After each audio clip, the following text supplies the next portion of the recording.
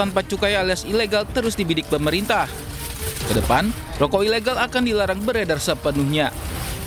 Produsen rokok ilegal pun diminta untuk mengurus legalisasi bisnisnya. Pemerintah pun berjanji akan berikan tarif cukai khusus. Hal ini disampaikan oleh Menteri Keuangan Purbaya Yudi Sedewa saat rapat kerja dengan DPR RI. Purbaya juga memberi waktu hingga akhir tahun bagi produsen rokok ilegal untuk bergabung dengan kawasan industri hasil tembakau atau KIHT. Perhatikan pasarnya, kita tutup barang-barang kita dari pasar kita dari barang-barang ilegal. Untuk yang produsen dalam negeri yang ilegal, kita ajak masuk ke sistem yang lebih legal, ke kawasan industri KIHP, hasil tembakau KIHT, dengan tarif yang tertentu ya Pak, sedang kita buat dan kita galakkan. Mungkin kapan jadinya? Desember jalan? Harusnya Desember jalan. Udah mulai. Nanti kalau sudah itu jalan, pemain-pemain yang saya nggak akan lihat ke belakang, lihat ke depan. Pemain-pemain yang tadinya gelap, kalau masih gelap, kita sikat. Nggak ada kompromi di situ.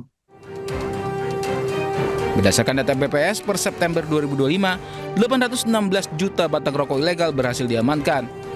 Sementara pemerintah telah menindak 13.848 kali penjualan dan peredaran rokok ilegal. Kerugian negara pun mencapai 97,81 triliun rupiah. Tim Liputan iNews melaporkan.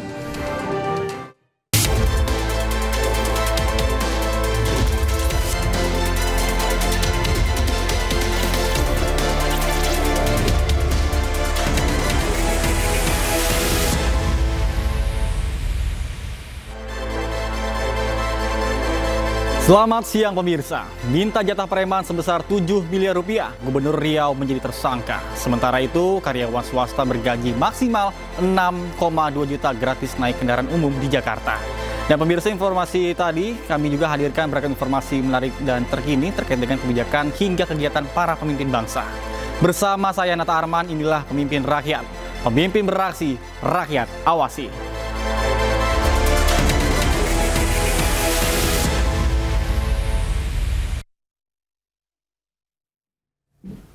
Pemirsa, Gubernur Riau Abdul Wahid resmi menjadi tersangka korupsi pemerasan dengan modus minta jatah uang dari proyek infrastruktur tahun 2025.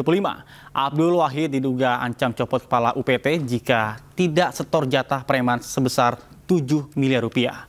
Bahkan Abdul Wahid juga diduga ancam copot kepala UPT jika tidak ada setoran jatah sebesar 7 miliar.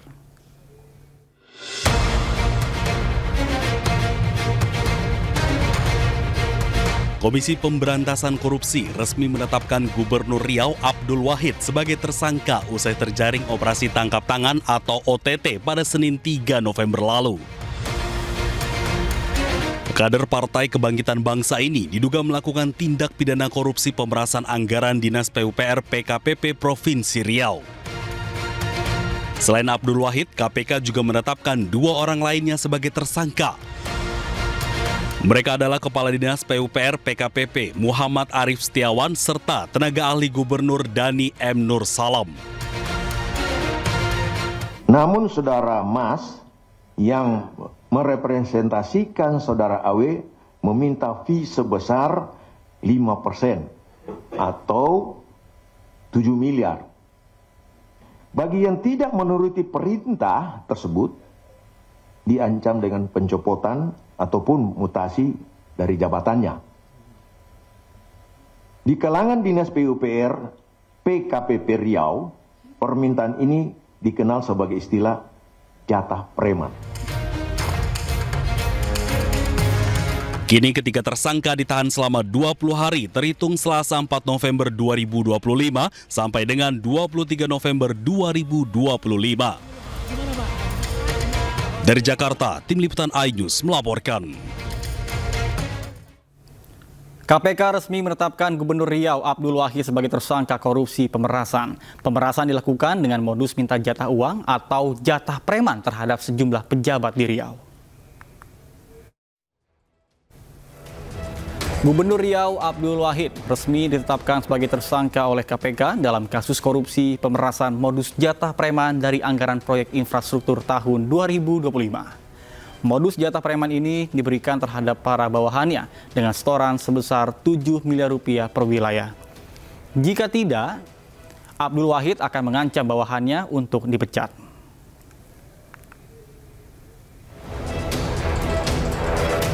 Sementara uang setoran untuk Abdul Wahid dikumpulkan melalui tim tenaga ahli dan diduga digunakan untuk keperluan pribadi termasuk perjalanan ke luar negeri seperti Malaysia, Inggris, hingga Brazil.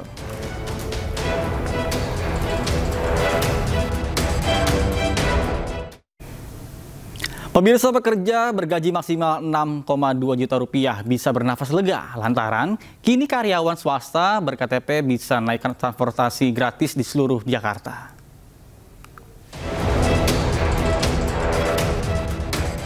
Kabar bahagia bagi dompet warga Jakarta karena Pemprov membebaskan biaya layanan angkutan umum massal kepada golongan masyarakat tertentu. Salah satunya karyawan swasta pemegang kartu pekerja Jakarta. Pekerja dengan gaji sekitar 6,2 juta per bulan gratis naik transportasi umum di kota Jakarta. Aturan ini tertuang dalam Pergub 33 tahun 2025. Selain itu, aturan ini juga menggratiskan 15 golongan masyarakat lain.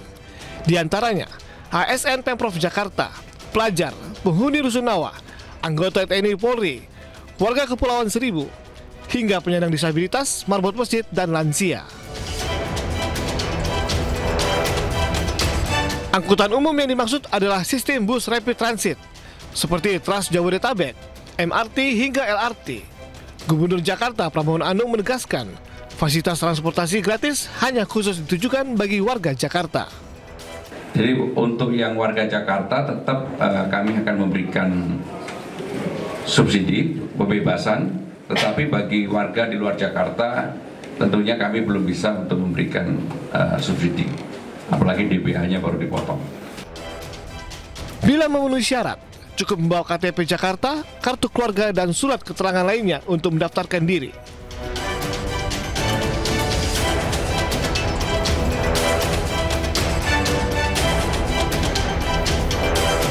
Pendaftaran bisa dilakukan di Bank DKI yang ditunjuk atau melalui tautan.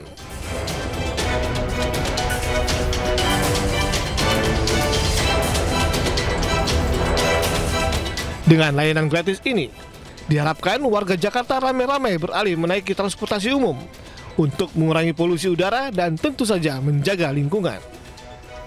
Tim Liputan iNews melaporkan. Pemirsa, jelang Hari Pahlawan Nasional, Presiden Prabowo Subianto bertemu dengan Menteri Kebudayaan Republik Indonesia Fadlizon. Rencananya sejumlah tokoh akan mendapatkan gelar Pahlawan Nasional, diantaranya adalah Presiden kedua Republik Indonesia, Soeharto, dan aktivis buruh Marsina. Fadli menyebut Soeharto berperan besar bagi bangsa Indonesia. Salah satunya adalah aspek pembangunan. Bahkan tidak hanya itu, Soeharto juga dinilai berperan dalam menghadapi agresi militer Belanda pada 1 Maret 1949 silam, serta operasi pembebasan Irian Barat atau Trikora.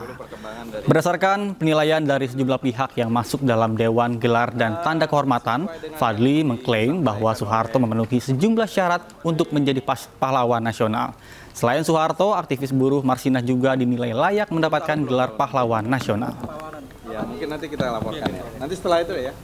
Nama-nama itu memang semuanya seperti saya bilang itu memenuhi syarat. Ya, termasuk nama Presiden Soeharto itu sudah 2-3 kali bahkan diusulkan. Ya, dan juga beberapa nama lain, ada yang dari 2011, ada yang dari 2015. Semuanya yang sudah memenuhi syarat. Memenuhi syarat juga nggak, Pak? Memenuhi syarat. Marsina juga memenuhi syarat? Iya. Kan perjuangan buruh, perjuangan menginspirasi juga ya. Yang saya kira soal perjuangan untuk kesejahteraan buruh, hak-hak buruh. Raffi Ahmad ke Lapas Nusa Kambangan di Cilacap. Ada apa? Informasinya usai jeda berikut, tetap bersama kami di iNews.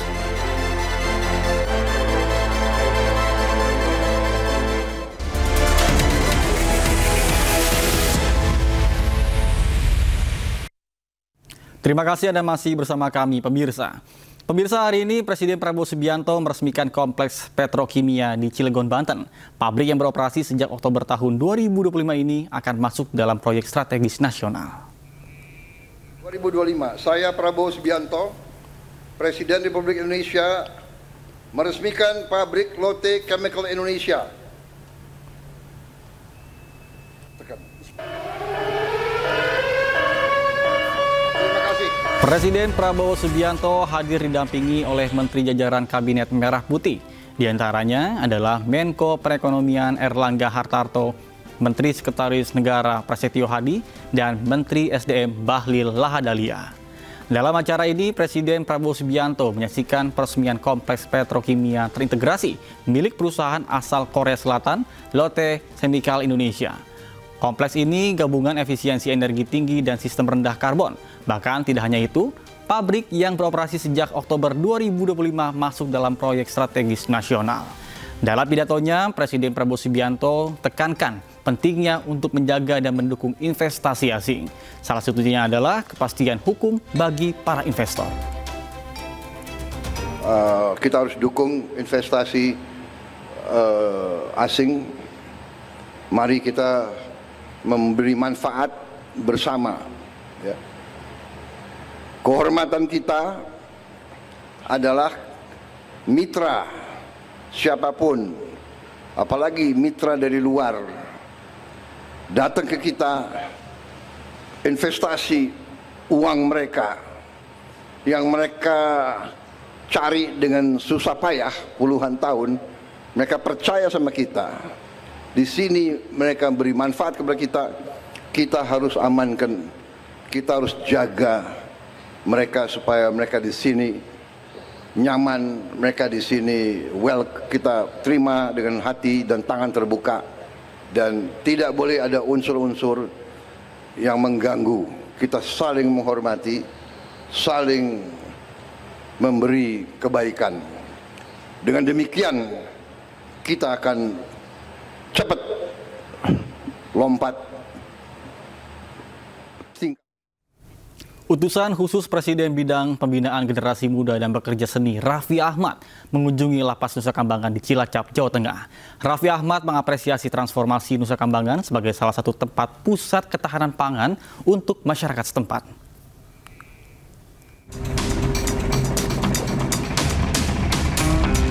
Menteri Imigrasi dan Pemasyarakatan Agus Andrianto mengunjungi Lapas Nusa Kambangan di Cilacap, Jawa Tengah. Menteri IMIPAS ditemani sejumlah pejabat lain, salah satunya utusan khusus Presiden Bidang Pembinaan Generasi Muda dan Pekerja Seni Raffi Ahmad. Raffi juga membawa rekannya sesama artis Irfan Hakim. Raffi Ahmad mengapresiasi transformasi yang dilakukan Menteri IMIPAS di Nusa Kambangan.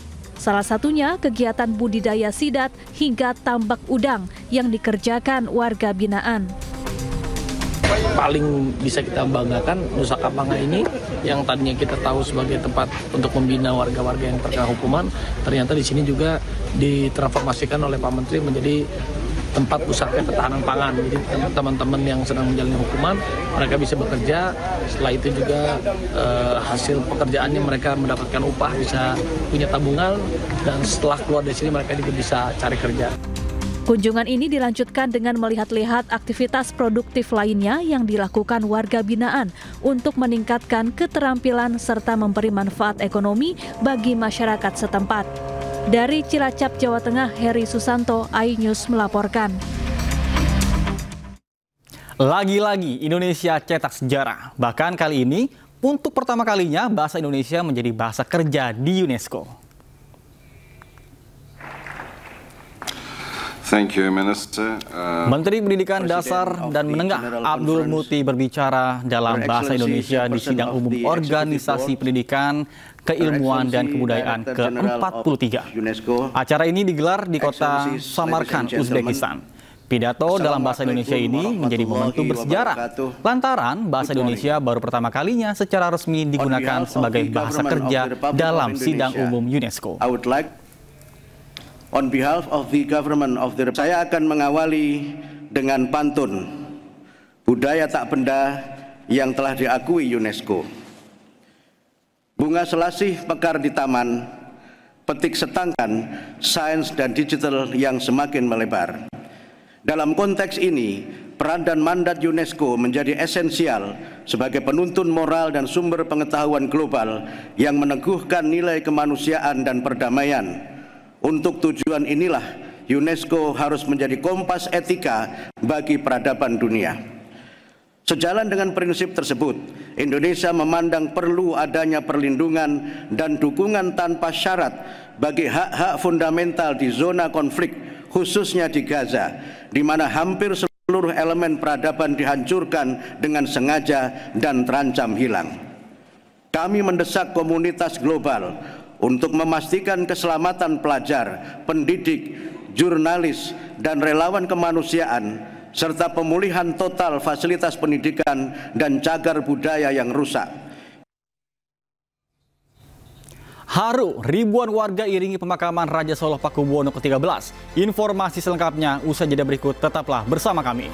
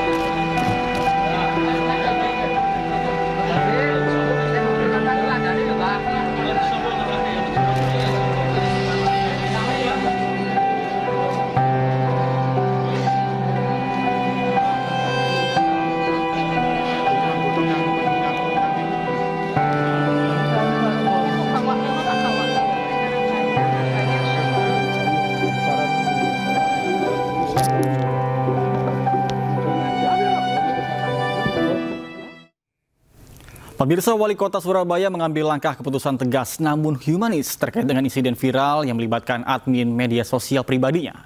Eri Cahyadi menonaktifkan sementara admin medsos dirinya setelah bocornya video candaan saat jeda siaran langsung menuai kontroversi.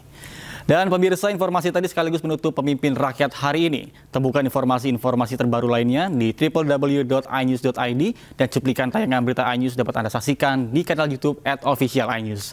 Saya Nata Arman dan kerabat kerja yang bertugas pamit undur diri. Terima kasih. Pemimpin Rakyat, pemimpin beraksi, rakyat awasi. Sampai jumpa. Kan bagus tuh Bapak turun video, kita simpan dulu aja. BB besok hujan bisa dipakai. Yo, kita mau keliling. Bocornya percakapan admin media sosial Wali Kota Surabaya Eri Cahyadi saat jeda siaran langsung menuai kontroversi. Usai videonya viral, admin medsos bernama Ning Zikrila membuat video klarifikasi dan meminta maaf. Murni kesalahan pribadi saya yang saya lakukan, meskipun konteksnya saya bercanda dengan teman semobil saya. Wali Kota Eri mengaku telah menerima surat pengunduran diri dari admin medsosnya yang dikirim melalui sekretaris daerah. Namun Eri memilih menonaktifkan sementara admin medsosnya tersebut sebagai introspeksi diri. Buat saya, anak muda itu kalau mengalami kegagalan jangan malah dibunuh karakternya. Tapi bagaimana kita ngejak anak-anak ini untuk yakin. Dan namanya Mbak Ning ini juga sama. Kalau kita bunuh yang namanya gen milenial, anak muda kita bunuh karakternya ketika gagal, selesai. Tidak akan pernah ada anak muda yang berani mengambil resiko. Makanya Eri Cahyadi dikenal sebagai wali kota yang aktif di media sosial. Dirinya kerap mengunggah aktivitasnya sebagai wali kota di media sosial miliknya.